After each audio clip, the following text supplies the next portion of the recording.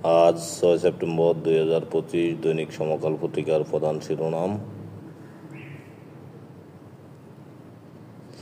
মুন্সিগঞ্জে বিএনপির ২ গ্রুপে সংঘর্ষ, গুলিবিদ্ধ ৮। রাষ্ট্রীয় সম্পদ লুটকারীদের হাত ক্ষমতার চাবি দেবেন না জামায়াতের আমির।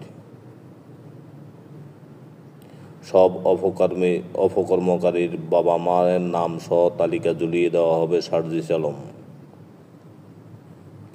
জাতীয় পার্টির কেন্দ্রীয় কার্যালয়ে ফের ভাঙচুর, অগ্নিসংযোগ। আগামী অর্থবছর থেকে নির্দিষ্ট সময়ে মৎস্য আহরণ বন্ধ রাখা হবে, উপদেষ্টা ফরিদা। গোয়ালন্দে দরবারে হামলা, কবর থেকে তুলে ফোলানো হলো নুরা পাগলার লাশ। রাজশাহীতে আজিজ ভান্ডারী খানকা শরীফ হামলা, ভাঙচুর।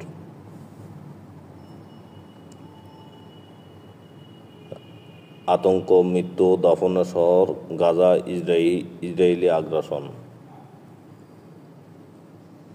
প্রত্যাশা ও মূল লক্ষ্য চ্যাম্পিয়ন হওয়া তাসকিন। নির্বাচন যত ঘনিয়ে আসছে, ষড়যন্ত্র ততই বাড়ছে রিজভী।